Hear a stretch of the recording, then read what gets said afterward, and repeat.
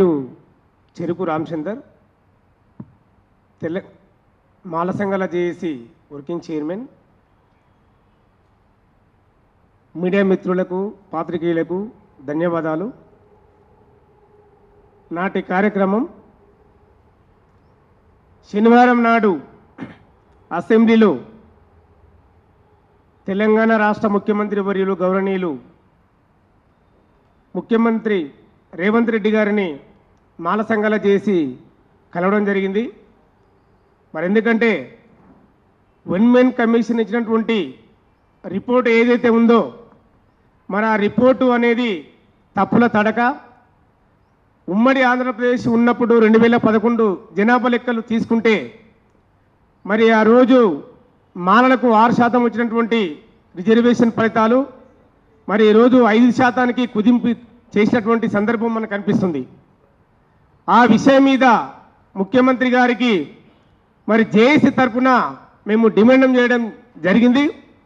ఏదైతే 2011 జనాభా లెక్కలు పనికిరావు, 2014 నుంచి 2024 వరకు తెలంగాణ రాష్ట్రం ఏర్పడ్డప్పటి నుంచి తెలంగాణ రాష్ట్రంలో లెక్కలు తీసుకున్నట్లయితే మరి తెలంగాణ రాష్ట్రంలో ఎంపిరికల్ డాటా చేసినట్లయితే మరి తెలంగాణ రాష్ట్రంలో మాలలు అత్యంత వెనుకబడి ఉన్నారని చెప్పేసిన విషయాన్ని మేము గుర్తు చేయడం జరిగింది. అదేవిధంగా తెలంగాణ రాష్ట్రంలో మాదిగ ఉపకులాలు అన్ని రంగాల్లో ముందంజలో ఉన్నవి కాబట్టి మాలలు వెనుకబడ్డారు కాబట్టి మరి మాలలను ఏ గ్రూప్లో చేర్చాలని చెప్పడం కూడా జరిగింది. అదేవిధంగా 15% రిజర్వేషన్ ఇస్తూ ఏబిసి అంటే గ్రూప్ 1, గ్రూప్ 2, గ్రూప్ 3గా ఏదైతే డిక్లేర్ చేసిరో ఈ డిక్లరేషన్ కూడా సుప్రీంకోర్టు సూచనలకు విరుద్ధంగా ఉన్నదని చెప్పేసి కూడా గుర్తు చేయడం జరిగినది. సుప్రీంకోర్టు గైడ్లైన్స్ ప్రకారంగా షెడ్యూల్ క్యాస్ట్లో అత్యంత వెనుకబడ్డ వాళ్ళను ముందు వరుసలో చేర్చి దాని తర్వాత కొద్దిగా అభివృద్ధి చెందిన వాళ్ళను తర్వాత ఉంచమని చెప్పడం జరిగింది సుప్రీంకోర్టు. మరి దాని ప్రకారంగా నడుచుకోలేదని చెప్పేసి కూడా దాన్ని మేము తీవ్రంగా ఖండిస్తున్నాం.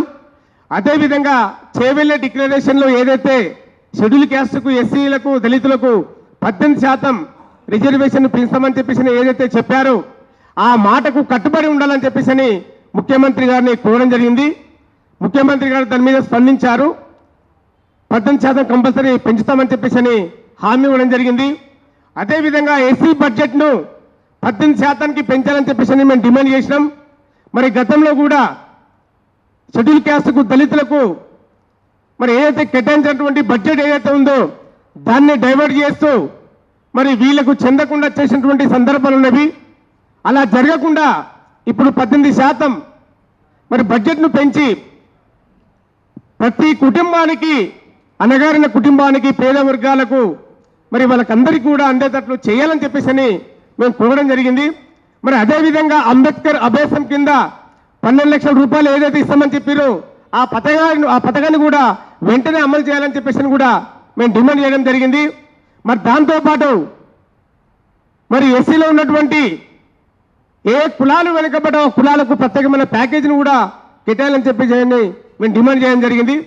కాబట్టి ముఖ్యమంత్రి గారు స్పందించి మరి మీరు ఏవైతే డిమాండ్లు పెట్టారో ఆ డిమాండ్లను నెరవేర్చమని చెప్పడం జరిగింది.